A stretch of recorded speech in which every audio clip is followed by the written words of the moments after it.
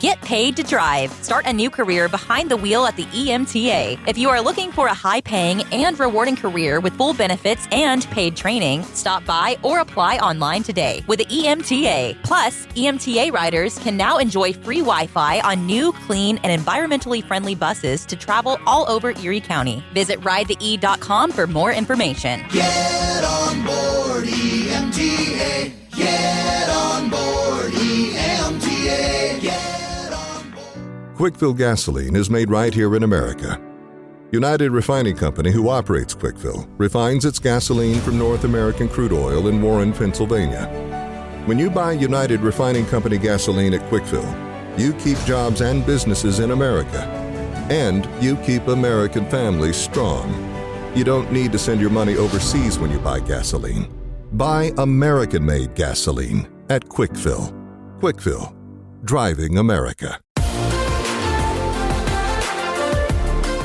Welcome to TalkErie.com's Joel Natale Show, Erie, Pennsylvania's daily podcast. Every day, we tackle the biggest issues that the Erie PA region faces. Stay informed and involved as we advance the narrative of Erie. Now, here's Joel Natale.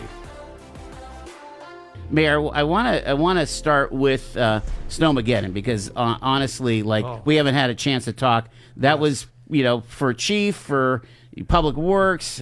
Gosh, I can't even imagine that there was a department that wasn't impacted by snowfall. It was really a lot of work. I still went in every day as well and worked longer hours than normal, but did enjoy it, and it was difficult to deal with. I think I've been in Erie all my life. I'm 70. I'll be 75 later this year.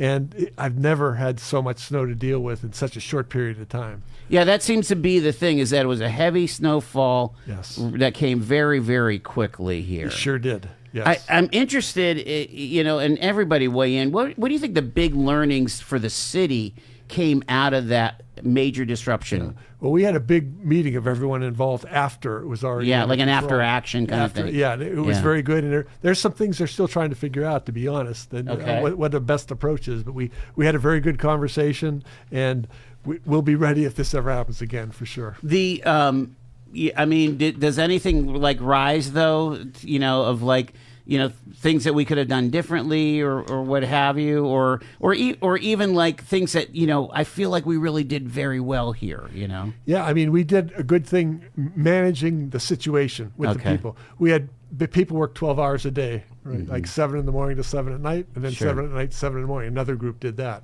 and they're incredible. Some of them worked 24 hours sometimes. I find that hard to believe, even that they were able to do that, but they did such a great job doing that. I'm very, very proud of what we've done, and I think we will, now that we've been through it once, we're more prepared for the next time. Yeah, we had Jeff Gibbons on, the head of Public Works, a couple times on the air here. I do want to broach this. We heard multiple reports that many city public workers were on vacation leave because it happens to go with the beginning of hunting season. And, of course, we'd never begrudge anyone taking their hard-earned vacation. But was there a backup plan in case there was a snow emergency? Because they did predict this storm a week in advance. Yes. And I think we did have some people that were able to come back in, and they came in from their vacations. Did, yes. Okay, instead of taking their vacation, they came in. Okay, so there was that, and I currently I have this question, and you may not be able to answer this, but I am curious on how the Central Business District is plowed. Because, we saw a lot of plows here on State Street, right? No problem on State. I had no problem even on my street after a while. I live on 34th.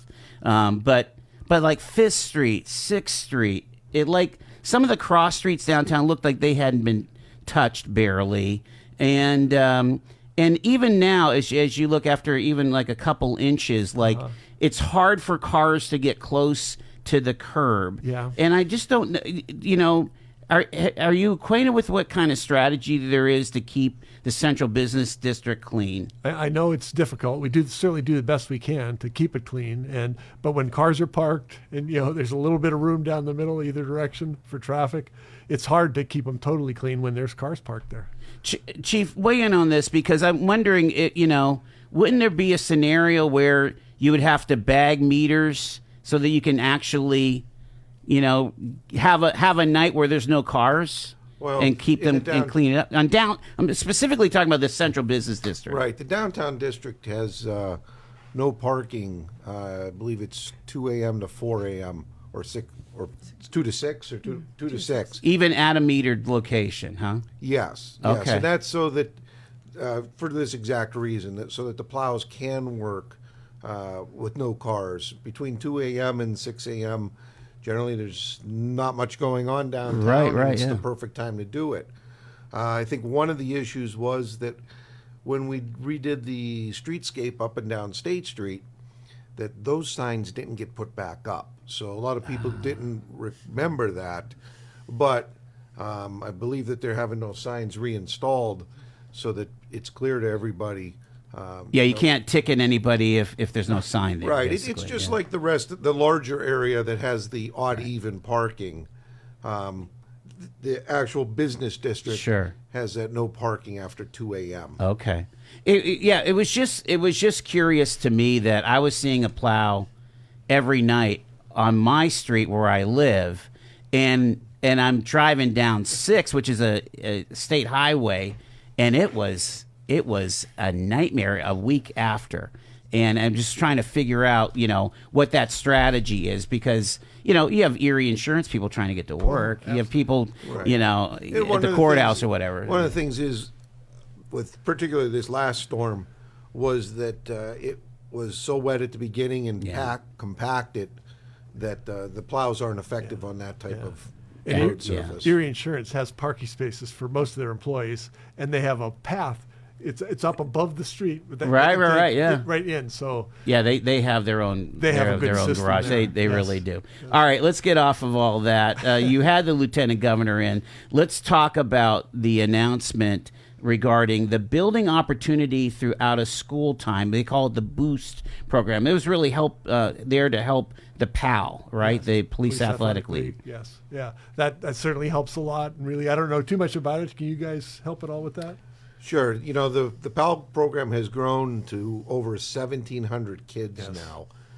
At the beginning, 35 kids at one school. It was very easy to plan, organize, and do things.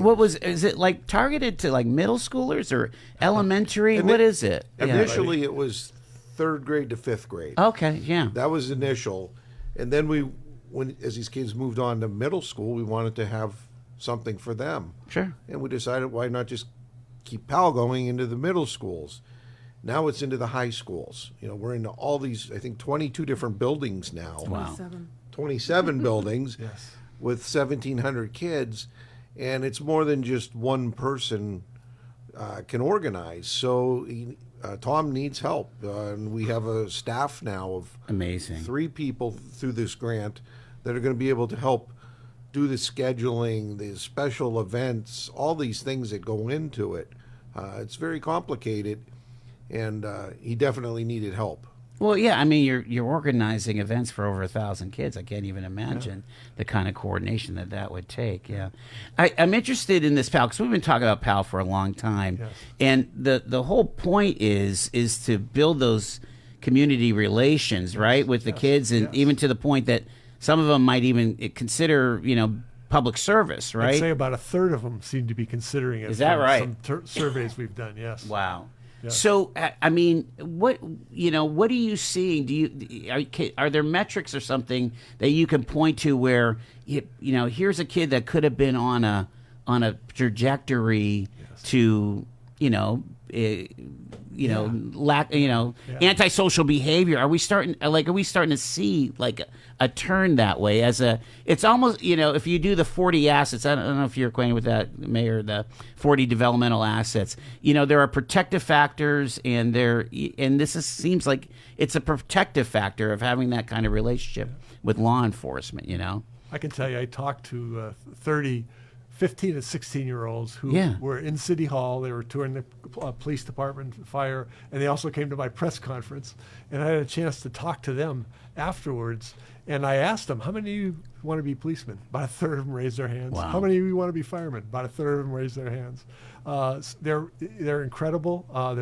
They're really committed to this, and they're learning stuff at 15 and 16 that I probably didn't learn until I was in my 30s. But Well, and I find it amazing how you have not only now city cops, but you have Milford cops, you have officers from Pennsylvania State Police. I mean, it's really like this collective, right? They all work together. Right. Yeah. It's the city and the sheriff's department are the two primary groups. Yes. But Gannon Police, the county detectives, probation, parole, the school district, and like you said, Mill Creek's going to be making a huge announcement here very soon. Okay. Did he say maybe I jumped ahead. Because I've seen different uniforms certainly that show up at the PAL events and things. So that's really wild. I mean, it makes a lot of sense, right? And of course we need the workforce. Yes. We need to be an attractive place to recruit officers. You know. Mm-hmm. Right, So. and it's important to the kids. The tutoring after school, becoming comfortable with the officers, character building stuff, and then of course the fun, the activities or sports. One of the big things that is changing is the Police Athletic League is also being referred to as the Police Activities League. Okay. It's a misnomer. A lot of people, when they hear Police Athletic League, thinks it's only about sporting. Right. So it's been changed to activities because that's really what they're doing is a lot of different activities. And it's basically school-based? I mean, like the basketball or whatever, the events, are they happening in schools or where else? It makes me wonder if, like, the Eagles Nest, the new gym might be part of your solution there. You know? That would be similar to what we do. I believe it's the Trinity Center. There are a couple places that aren't schools that Gotcha. have kids that come to it. 95% of our kids are involved through their school. Gotcha. But like as you get to the middle school, the three middle schools try to do their programs together at one school. But it's a large group, and we're having growing pains. Fortunately, we have enough volunteer officers to do all the schools because it's quite a bit. Right. But it's hard sometimes to bring that many kids together and have a location to do it. Right. Schools aren't always available because of other programming. We want to pivot to where crime statistics are at. The City of Erie Police Chief, Dan Spizarny, is with us. And all in all, Chief, would you say that as we finish 2024, we have a reduction in crime, or is it a mixed bag? What are we looking at here? It's clearly a reduction. It's a extremely good year, particularly when we look at the violent crimes. Wow. Yeah. Overall, it's a very good year. Yeah. The big headline that's been out there today is that homicides are down from 2023 from 14 to 6, and really only 2 were related to a firearm, and 1 was related to gangs. Can you expound on any of that? Well, we try to keep track of, some of the information. Every crime's a little bit different. Some years we'll see a lot of domestic violence type. Some years it's just crime with older people. In some years, unfortunately, it's that younger crowd or the crowd that we can identify as belonging to groups or gangs. Wow. And you can see just in 2021 there were 3 gang related. And we only had 1 gang related in 2024. So I think a lot of the work that we've been concentrating on is coming around very well. Talk a little bit specifically about that, because we really haven't had like a you hear about some of the things that are in the news. Some cities do gun buyback programs or things like that. You've been able to actually do just real detective work to get guns off the street, haven't you? Yes. We're focused on, the intelligence that we're able to gather, and then following up on those leads. Detectives actually, putting the shoes on the street and getting out there. If we learn that there's a juvenile with a gun, then we're going to go approach. You know, Yeah. we're going to talk to the family. We're going to find the kid. We're going to try to clear that up, and if possible, get that gun off the street. How much of that is related to that you've been able to bring back a detective to the juvenile division? I mean, like, you've been able to make some strategic investments. Can you talk about that? You know, 5 years ago after COVID, ARP money came available, and we discussed the possibility of bringing back our juvenile unit that had gone away back during some financial problems with the city, as well as our crisis car. So we didn't have either of them at all. We didn't have a juvie unit at all. No, Wow. no. So by using that ARP money, being able to hire additional officers, filling those spots, letting all the pieces come together, having all those parts and all the detectives working along with patrol. You know, we partner with the other agencies. Earlier, we talked about the raids that the drug detectives were able to do. You know, 2 years ago, we locked up, I think, 22 members of a gang. Wow. They were charged under RICO, and it took a lot of violent actors off the street. That was like a multi-jurisdictional raid all one morning, Yes. right? FBI, ATF, along with state and local. Right, and it all originated out of drugs. I mean, drugs that were what it was? coming Okay. from Mexico and being distributed here on the streets of Erie. So getting the drugs off the street was important, but also addressing this one gang that was, in a way, leading the violence in the city. So the homicides going down, and, you know, we recently had the coroner on, and he's saying that drug deaths are going down. It's got to be some kind of a synergy there, that if there's less fentanyl on the street, you know, then there's less, you know, of all of that, right? The sale and the violence around it. Yeah, 2024 was our first year to see a drop in the number of overdose deaths. So that was that's a critical part. If we're reducing the supply of drugs here, you know, there's less chance of somebody's going to overdose on them. Let's go to this second page because before the break here, because this is significant here. Shots fired and people shot. So shots fired back in 2021, so that's only 3 years ago, was 311. It's down to 104. And people shot was 72 in 2021. That's down to 18, with big jumps even in the past year from 49 to 18 of the people shot, and 194 to 104. To me, this is the big headline, isn't it? This is the gold star page. Today. Yes. You know, 66% decrease in the number of shots fired and a 75% drop in the number of people shot. That, when I said violent crime is down, these numbers are phenomenal. It's not down 5, 10, 15%. We're talking 66%, 75%. It just shows that the strategy's working. Again, the idea of less violent actors with firearms not only helps citizens, but it helps the officer on the street. Again, we all have either friends or family that are in those cruisers. It's a community-wide. You know, you feel safer going to the corner store.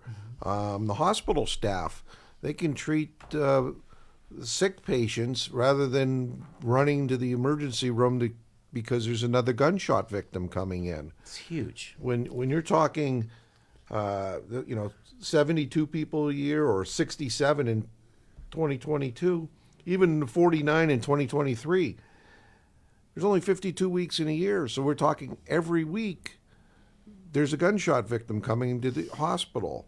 And people need to understand how disruptive that is. If you've ever had a sick relative or yourself and you're waiting in the waiting room at the ER at Hammett, it's a big deal when there's a GSW coming in on the ambulance and they lock the thing down. Mm-hmm. Your family can't come visit. I mean, it's hugely disruptive. Or if you have a sick relative, you're waiting for an ambulance and they're tied up. People don't understand that these crimes it's not just that victim's family or the suspect's family affected, but it's the entire community. So when we can say we drop these numbers 66 or 75%, that is phenomenal work. And I can't say enough about the officers and detectives that are, putting their heart and soul into solving these. Mm-hmm. Are you hearing that, Mayor? That as the notices of violence decrease, that people have a better sense of security. Absolutely. No, but down in the last 45 days or so, we've had a couple. It's been shootings. kind of crazy. Yeah. And we're still way below where we were a couple of years ago, but last year we had about the first 4 months of the year, nobody was killed. Yeah. And right. that, I don't know if did that ever happen before. Is that the first time? It's the first time in At a least long recently, time. yes. In the last few years, we've had so many that we've never had a break. 4 months long without it. Is there any thread to the recent violence that we're seeing in the beginning of 2025 here? Is there another upcrop of gangs or kids getting mad at each other? Well, we believe the last one which was in December, and then the very first one in January, which was New Year's. There's a little bit of connection between the. It looks like it's coming back to possibly gang-related or group-related. From baggage claim to pajamas in 10 minutes. Erie International Airport. Fly with ERI.com. Fly Erie International Airport to Charlotte on American Airlines, your nonstop gateway to the world. Also, we have Breeze Airways flying nonstop to Orlando and Tampa, Florida. A great low-cost carrier providing excellent service to the regional community. Fly Erie International for your travel needs. Fly with ERI.com. All year round, Frontier Home Products and Design has what you need to make your home comfortable and beautiful. Relax on a new timber tech deck designed by Frontier's experts. A new fireplace from Frontier Home Products Fireplace Gallery adds warmth and serenity to any home. Beauty and versatility at Frontier Home Products and Design Center, 4213 Peachtree East 5th next to the Bayfront Highway. Frontier Home Products and Design Center. Discover a new frontier. PA contractor number PA 039007. We have the mayor with us, Joe Schember. We have the chief of police, Dan Spizarny, and Renee Lamis. She is the chief of staff. You're being quiet over there, Renee. I am. You guys are doing such a great job. Okay. Yeah, You're not asking her any questions. Come on. I could grill her, but I won't. No. Well, hey, let's ask one thing. Home rule charter that got voted down. What's your thoughts on that? I appreciated what you said, Mayor. Is that maybe we're not ready. We haven't done the studies. Yep. I mean, has there been a lot of investigation, Renee? Or we are in favor of pursuing a home rule charter study commission. We just want to wait until November. Got it. That will give us time to find a slate of people that are willing to run. Oh, so you could still do the vote, but in the general election, not in the primary.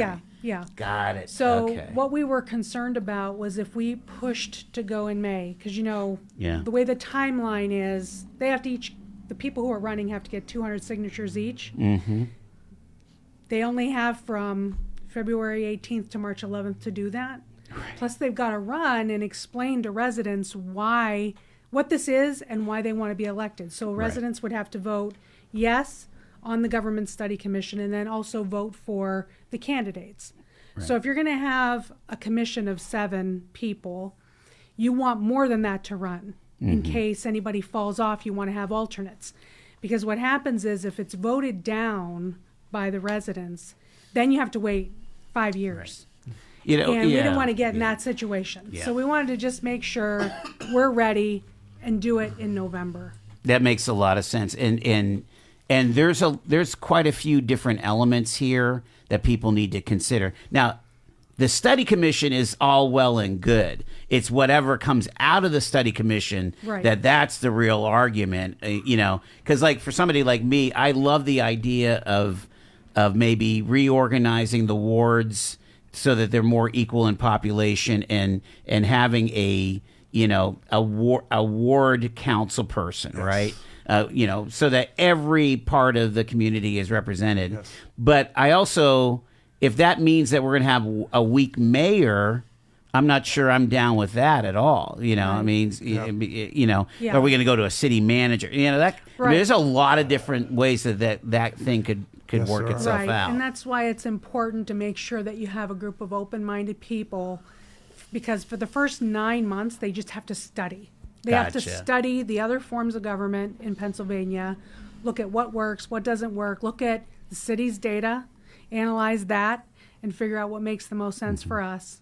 And then spend the next 9 months trying to come up with the recommendations for the charter, what it would look like, and then the residents have to vote on that. So it's all it's all in the hands of the study commission once they're elected. It makes sense. And then, of course, all the ancillary things that go with a home rule charter about taxes and stuff. So, yeah. Let's pivot back to the stats here, because that's a whole other show that's like, it's almost like watching paint dry. But anyway, we'll keep it exciting. We'll stay with the police. Again, we're seeing reduction in aggravated assault and robbery. Not to the dramatic level as the homicides and the gun shootings. Can you talk about this next page here, Well, Chief? the big thing I see is it's the consistency. The aggravated assault for 4 years in a row is down, and this past year was a rather significant drop. That is true. Very true. Yes. Now, robbery is down from the previous 2 years, but again, it's not a number to write home about. But again, we're down from 98 to 84. What are these? I mean, what is a typical robbery case? I mean, this is not. And remember, burglary and robbery are two different things, right? This is somebody accosted on the street versus somebody breaking into your home, right? Right, or it could be a business robbery. Okay. I think a lot of our robberies generally come down to delivery people. The food services. Somebody orders a pizza, the delivery driver shows up, it's an abandoned house, and they set them up for a robbery. That's a lot of what the robbery types are. I mean, you read some of the old newspapers or some of the crime literature around Erie. We used to have I'm thinking of like the Bolo Dobashaw book that Judge DePaula wrote. Yes. I mean, there was actual burglary rings back in the day, in the early '80s and so on. We don't have anything like that, or do we? No, not like that. Occasionally, every few years, we might get a multinational group that travels through the area. Sometimes they're referred to as travelers. Mm-hmm. They'll go into the more expensive neighborhoods, and if nobody's home, they'll go in and try to steal the silver and all the stuff that normally doesn't get stolen. Well, that's what they're saying about, it's not related to Erie, but those high-profile sports figures getting their houses robbed while they're playing their sport. Yes. Like Patrick Mahomes of the Kansas City Chiefs. Wow. I mean, that is, they're saying that's some kind of South American ring or something like that. Right, right. Wow. We're not seeing that type of crime. No, that's good news. All right. Yes. Moving on to assault and criminal mischief cases. Now, these are kind of muddled, but again, still down, except for criminal. What is considered criminal mischief? What is that? Somebody might vandalize the property or something if they spray paint a building or a fence, breaking a fence. Kind of bored kids, or that's more like that. Kid going down the street and hits the mirror on a parked car and ends up breaking it. Yeah, more usually a juvenile type crime. Yeah. I mean, that leads me to where are we at with the call-in program? Is that still paused, or are we resuming that at all?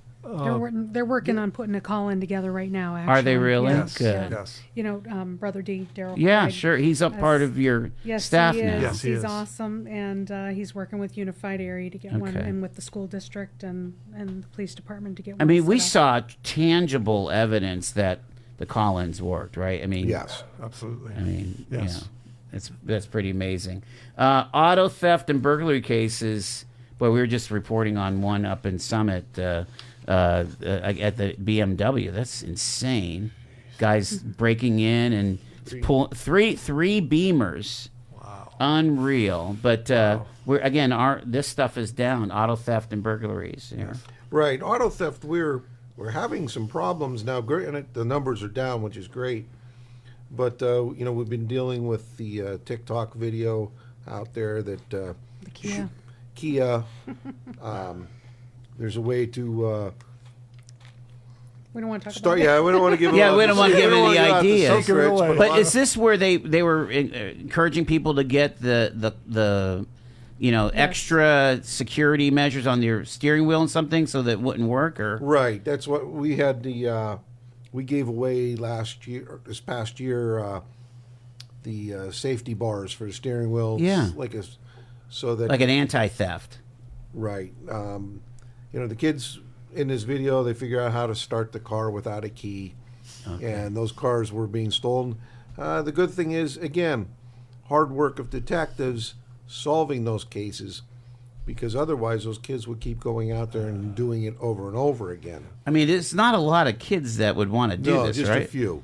And once they're caught, I think that's why you see our numbers drop. Right. Last year, in 2023 was a very high year for those. And I think after we arrested a few of those kids and they stopped, that's why we saw such a drop. Yeah, we haven't even announced it yet, but we just got a grant for $1 million, which will enable us to add another auto theft detective Okay. and license plate readers on all the cars, stationary Wow. plate readers, and a marketing campaign around the TikTok challenge. Gotcha. So it's Now, gonna be- okay, I thought we had we had license plate readers already. So We do, but only a couple Okay. cars have them. With so this new yeah, grant, every we're gonna expand cruiser. it. all Wow. 38. That's fantastic. Burglaries. I want to ask you, how many of those burglaries are reported guns stolen out of homes? Do you have any clue on percentages, or is that even a data point? I have the number of guns stolen, but it doesn't break it down into where. Okay, yeah. Unfortunately, we saw a lot of guns that were stolen out of cars, Is that how that works? but not all. Some are house burglaries. But the worst case is when somebody keeps a gun in their car and they don't lock their car door. They think, well, nobody knows it's there. Well, the kids know to look in the glove box, under the seat. You know, if you have a truck, They're gonna find it. the center console of the truck is perfectly made for a firearm.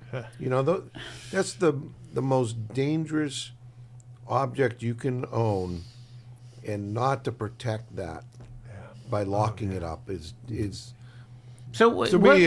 It should be a crime. What's a pro tip, Chief? What would you say if you're a responsible gun owner?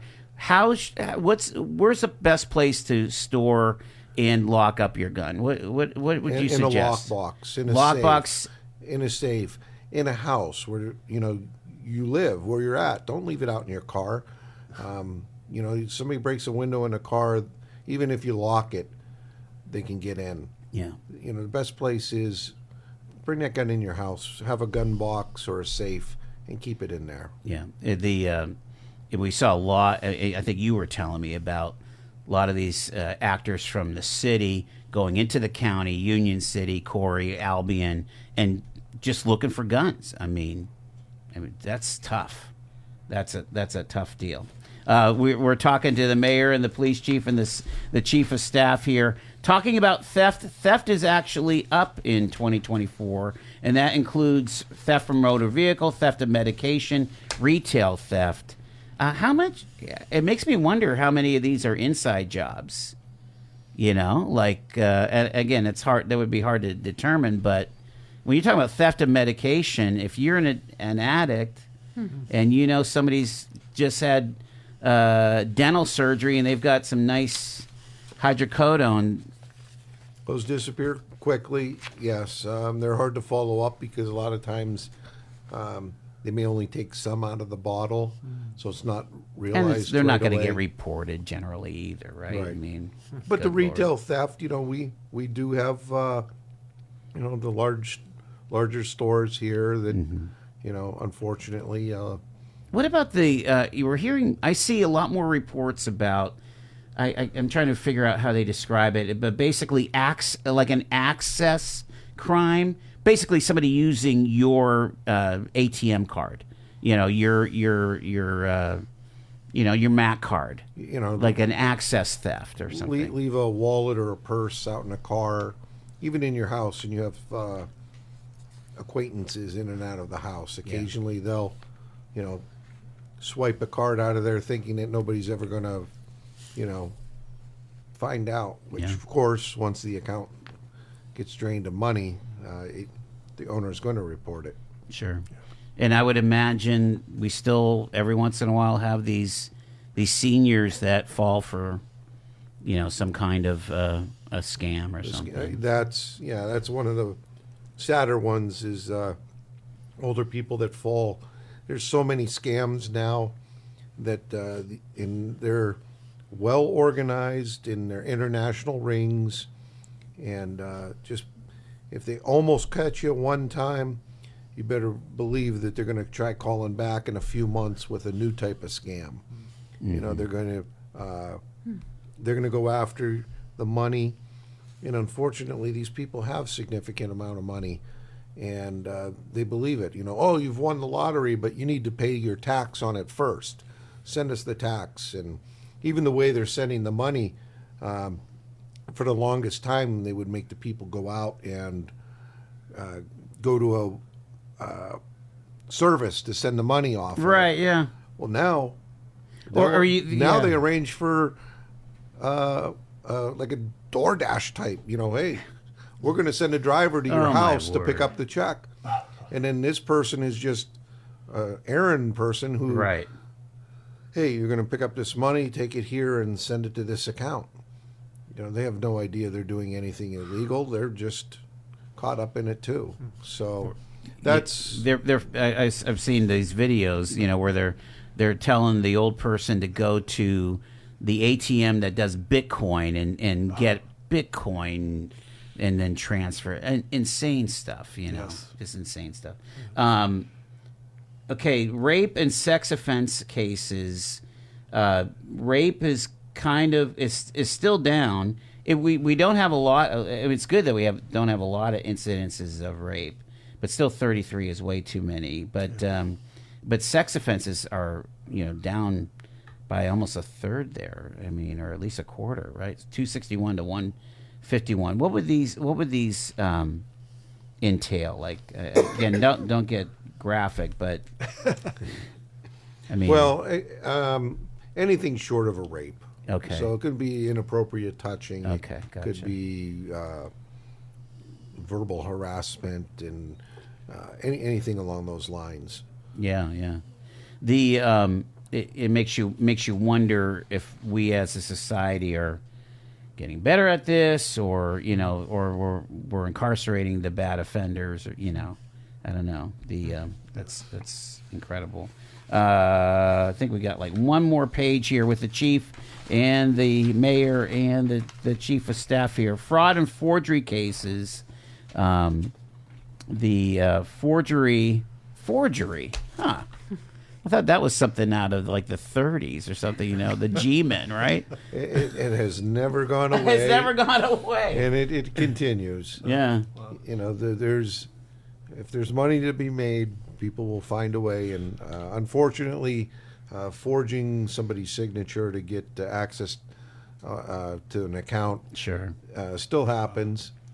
Well, this is good, though, that we're seeing that fraud cases, which also includes that identity theft, is actually on the decrease over the last 4 years. I mean, significantly so.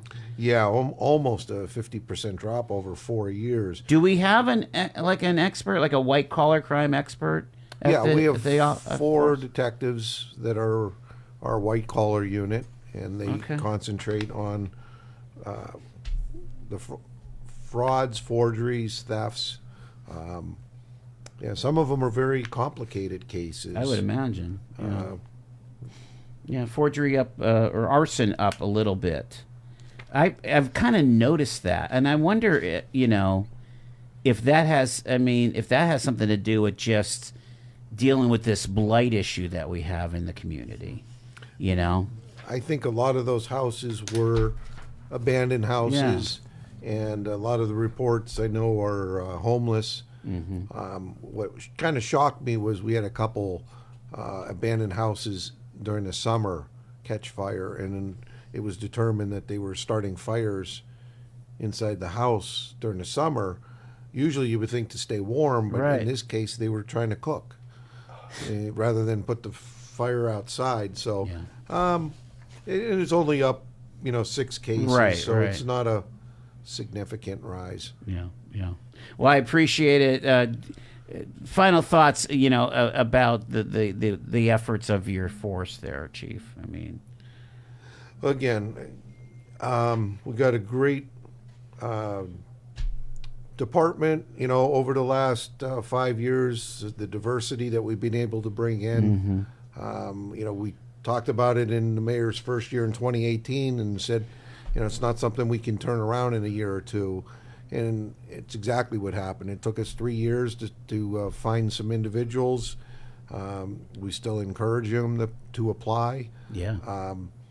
Part of that's the problem, is that the pool doesn't have that many in them because they're not trying. So we need to continue to do that outreach. It's a great career. If you want to help,